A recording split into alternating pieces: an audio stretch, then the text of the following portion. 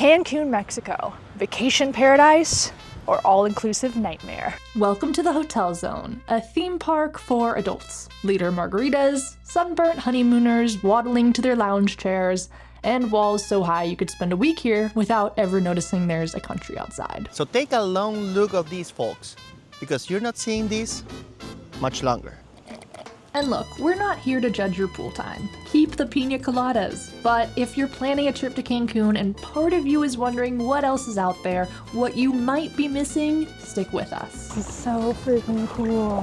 One of the best experiences. I come from Mexico. I have family that live in this city for decades. And this is not our first time showing you things to do in Cancun. But we keep coming back because there's always something we haven't tried yet. And this might be the most epic trip yet. So today we're figuring out how to have the perfect 2 days in Cancun, outside of the resorts and outside of our comfort zone. Let's get started. It's currently 5 a.m. Most tourists are sleeping hangover. But for us, we're gonna kayak through a lagoon we've never seen before. Honestly, right now, I would much rather be in bed. Not totally sure what we signed up for with this tour, so we'll see how it goes. All we know is that there's some mangroves, we can kayak, and that sunrise is the best time to do it. So let's see how it goes. Let's go. So we show up at the backside of the Residence Inn in the hotel zone in complete darkness to meet our guide for a trip through Nichupte Lagoon. And to absolutely no one's surprise, we're the only people who thought paddling through a swamp at 5 in the morning sounded like a good idea. Our eyes adjust, sort of, and our guide starts leading us through these narrow, silent mangrove channels. We're in the middle of a massive coastal ecosystem of 7 interconnected lagoons where saltwater and freshwater mix right behind the hotel zone, like a 10-minute walk from someone's breakfast buffet. We can't see a thing for the first hour, but we know what's around us. Nichupte is an underwater nursery for herons, iguanas, crustaceans, and yes, crocodiles. These mangrove forests protect the coastlines from erosion and keep biodiversity alive. As the sun comes up, we finally get to see it all, and it's beautiful.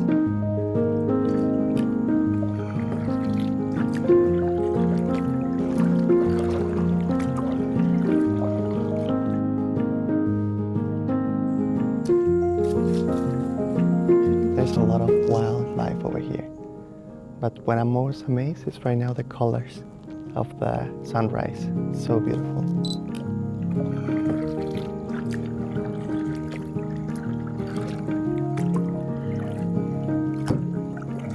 This is so freaking cool. I've always wanted to go in these mangroves. I know it is super rough to wake up so early, but we are not even tired right now. We are having the best time. Like, what a great start to this trip. And if you guys want to book this, it's actually really affordable, only $39 each when we booked. I don't know if the prices change depending on the season. Highly recommend. And there's no one else out here. So if you guys want to book this tour, we'll leave a link down below in the description, as well as any helpful links to anything else that we do during this trip. Around this time of morning, workers are lining up to clock into their jobs, and tourists are busy deciding which beach club to drop their day's budget on. And hey, that sounds nice. But what a lot of people don't realize is that in Mexico, the beaches belong to everyone, like legally. You cannot privatize them. This is Playa Delfines. This is a public beach. And there's even Palapas for free to use over here. Remember, it's like first come, first serve. There's a couple of these ones all around the zona hotelera. And also recommend you to go to an Oxxo and just grab your snacks, grab your beverages, and then come over here and have a good time.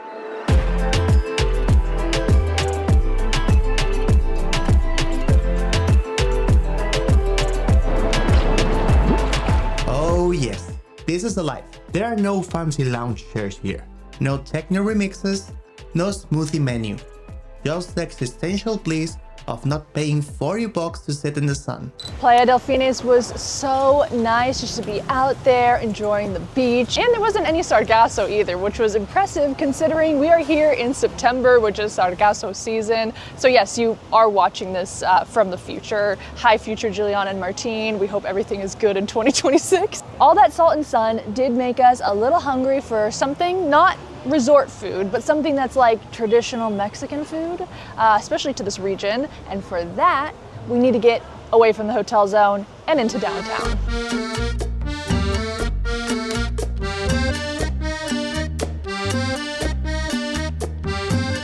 My biggest tip for people visiting Mexico is that you try food from the region that you're visiting.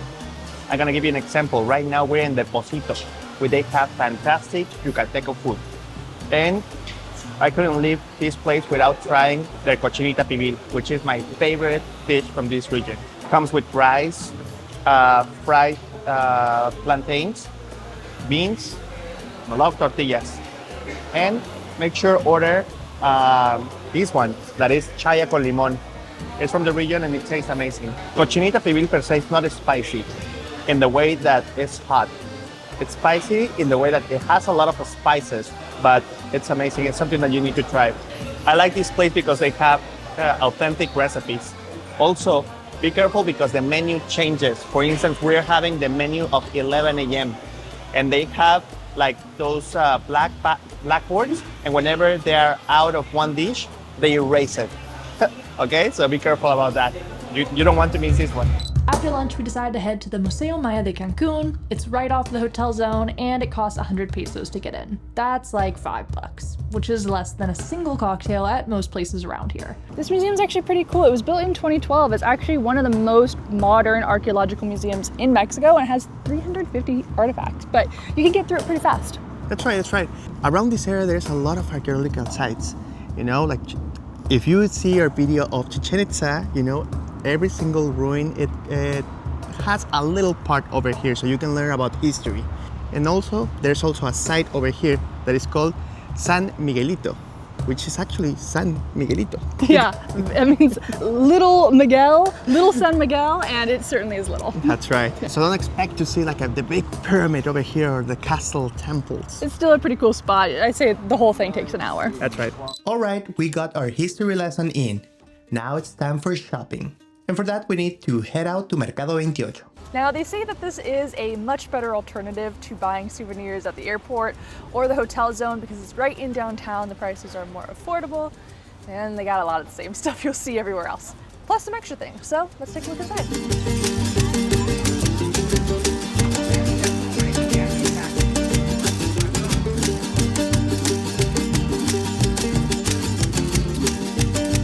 Go for Napa. Oh yeah, that'll be so cute. Oh my gosh, we gotta get one, honey. She looks so cute. Oh my gosh, there are so many cool souvenirs here. I loved especially all the leather stuff. I feel like there's a pretty good price. And we have lots of room for souvenirs because we're using Unbound Merino on this trip. We love this stuff. It is so versatile. It's made for travelers. You can put together a bunch of different outfits, whether you're going on a hike, whether you're at the airport, whether you're going out to a fancy dinner. It's so versatile, and we've used them in the snow in Finland, in Chicago, and now in the heat of Cancun. And believe me guys, I'm a sweaty guy. I'm sweating right now, I'm dripping. So I'm really putting this shirt into a test. So it's odor resistant, very light, and just feels amazing. So we're gonna put the link in the description in case you want to get your Unbound Merino. Dinner time, and I asked Juliana, what do you think? What do you feel? Like, what do you want? And it was between Italian and seafood. She wanted seafood. So I took her to this place. It's called El Oasis, and it looks like we're in the middle of a jungle. Yeah, that looks from inside. And what I'm surprised is like they brought me 3 things that they're from the house. A little shrimp soup, some limonada, and a tuna tostada. And we haven't even ordered. Love that. I ordered some Pacific ceviche, which comes with 2 types of shrimp and mahi-mahi in a passion fruit marinated. It's delicious, so good. I love the vibe of this place. It feels like you're in Tulum. And you guys were begging us last time we were in Cancun to show more like fancy spots to eat that still aren't expensive, because our last time we were in Cancun, we showed a lot of street food. This is the perfect place to come for like a little date night if you're on a honeymoon or whatever and you don't want to be paying premium prices in the hotel zone. So I'm really glad we came here.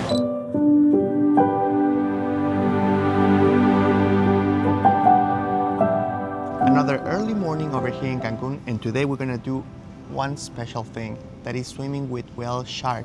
This is something that you can do only between June and beginning of September. Yeah, it's currently the beginning of September when we're filming this, and so it's the end of the season. I don't know if we're actually gonna see something. We will see. We've never visited Cancun during this time of year, so although it is hot and humid, at least we get the whale sharks. You know, I'm a Pisces, and when I was a kid, they couldn't get me out of the water. I was obsessed with swimming in the ocean, but I don't know what's been going on with me recently in the past few years. I've kind of developed a fear of like open water that I'm trying to get over. So today I am a little nervous to be out there. We're going way out there to see these. But you know what?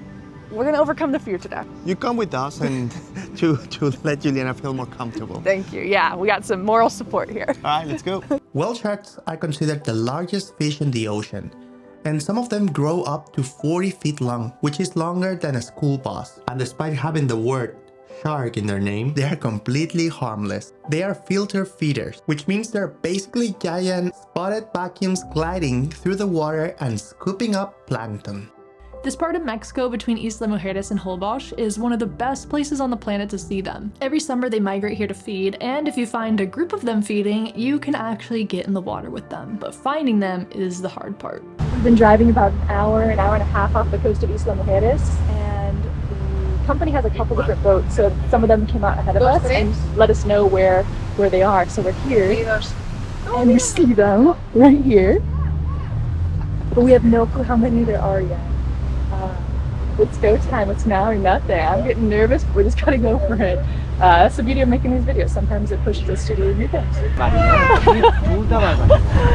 Wow. So here's what they tell you before you jump in. Stay calm, swim parallel to the whale shark, aim to swim by the eye, and whatever you do, don't fall behind. I'm nervous. We jump in and everyone on the boat is screaming with excitement, and then I see this dark shape moving fast. Way faster than I expected because it's actually a baby whale shark, and for one completely irrational second, my brain goes, what if that's not a whale shark?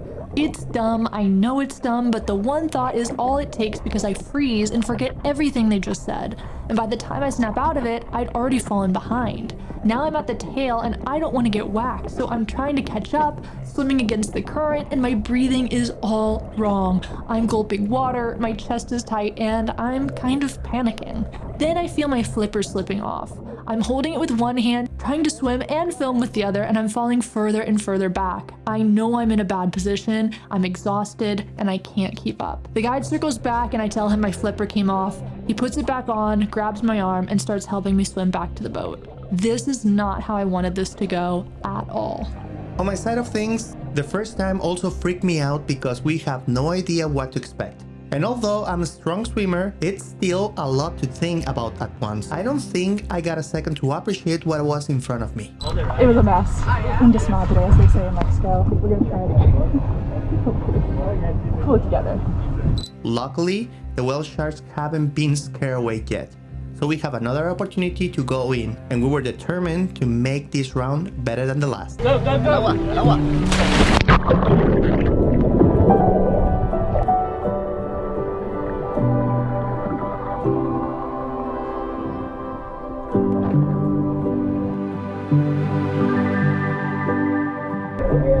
Good! Bien! I did it! Well done. Proud of ya. One of the best experiences. If you can live in Cancun, please do it. After swimming with whale sharks, we also got some time at Isla Mujeres to swim in the water, and the tour gave us some delicious sandwiches and ceviche. So freaking cool. Amazing, amazing experience. As I said in the water, it's something that you have to do. And we wanted to do it for a long, long time. I know. I'm so glad we got to experience this, and we're gonna leave a link in the description if you guys are interested in booking this yourself. There's a lot of companies that go, but you really do want to go with one that has more experience. We almost booked one that was cheaper, but they were like a brand new company, and you can tell like you really have to know what you're doing here. Yeah, so you want somebody that knows how to find them, because it's something, it's hard. And there was another group that they arrived whenever we were leaving, and you know that it was a big group, and they couldn't see only one. Mm-hmm. And they did not know what they were doing. The boat was like doing all sorts of mistakes. So if you guys are interested in booking this, we will leave a link down in the description for you guys. Overall, fantastic experience. I don't know how you can top it. I love it, I love it. You think after that, we call it a day. You will be wrong. We conquered the ocean and now we're going underground. We've been in Cancun together for many, many times. But the only time we went to a cenote, it was when we visited Tulum. Yeah, and we heard that there's a place that is right near Cancun called Camino de Cenotes, where there is dozens, maybe even hundreds of cenotes, so we're gonna find one to cool off in. Let's go. Cenotes are natural sinkholes filled with fresh water. These limestone caves collapsed thousands of years ago, leaving these crystal clear pools behind. The Mayan considered them sacred portals to the underworld. Today, we're at Cenote Verde, Lucero, about 40 minutes outside of Cancun. We grab life jackets, rinse off in the showers, and ease into the water. It's cold at first, then perfect. Sunlight filters through the opening above. Vines hang down the walls. I think this might be the perfect day.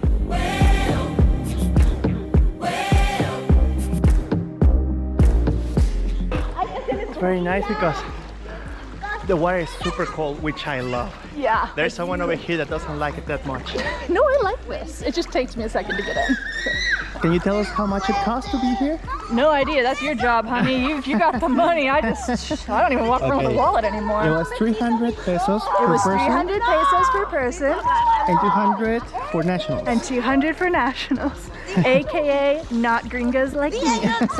People are jumping in from above, and Martine decides to join them like it's no big deal. I've always wanted to be that person who jumps off rocks without overthinking it, like those cool Instagram influencers from 2016 with the house music and slow motion shots. I am not, but since today is about overcoming fears, I decide to give it a try. But it's so dark. Okay, it's the same. It's the same cenote, just there's a cloud. If the sun comes out, I will jump. Okay, here we go. Uno, dos, no. That was the closest I've ever gotten though. 1, 2, 1, No, funny. 2. I'm so sorry. So you did this? 1, 2. I don't know. Do I even want to do this? Okay. 1. Yes. Okay. Okay.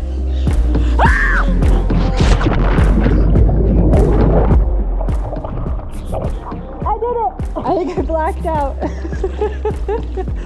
It went all up my nose. Oh my god. I really like this one because it's not so close to Puerto Morelos, so it's like kind of at the end. That's why a lot of people, they don't come over here. So it's not as crowded, you know? A couple of tourists, they just come, but only for 10-15 minutes and then they go. So at some point we have the cenote only for ourselves and another family, which it was great. And after a long day of conquering fears, there was only one logical next step. Go find something to eat in downtown Cancun for dinner.